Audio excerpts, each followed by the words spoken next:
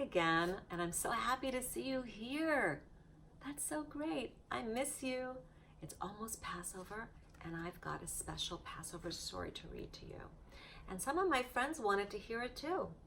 Do you know what kind of animal they are? They're all the same animal because I love them so much. I have a collection of them, and these are just a few. Let me give you a closer look. Do you know what animal that is? It's a sheep. This one's a baby lamb. I've got a collection of sheep. And guess what? All their names are Lulu. Lulu, Lulu, Lulu, Lulu, and Lulu.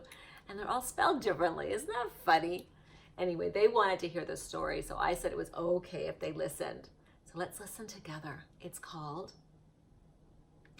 What is Passover? We know what Passover is. We've been learning about it. Let's see what the book says. Jake's mother was preparing for Passover, and Jake asked, "What is Passover? You know? Any of you Lulus? Do you know?"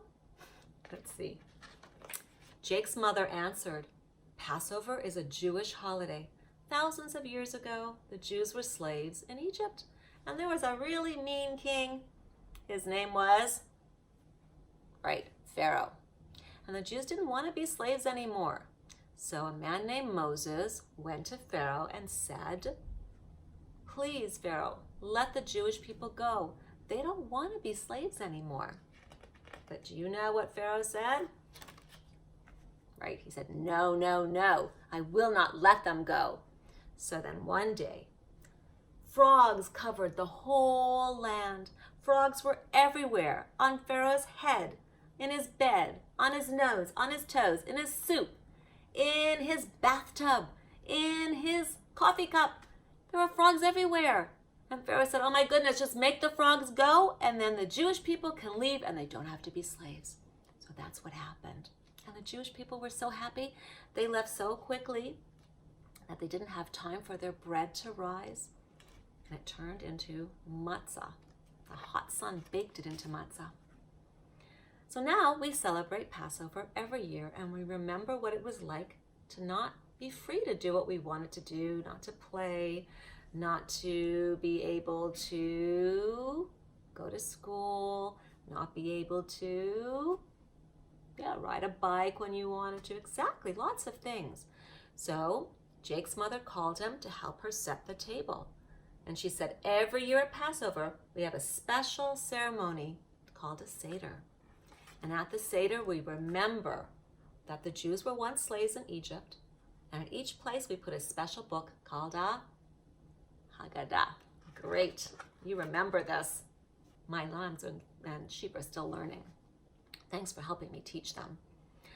And then on a special plate, we have bitter herbs, we have charoset, we have an egg, we have salt water, and a shank bone, and parsley.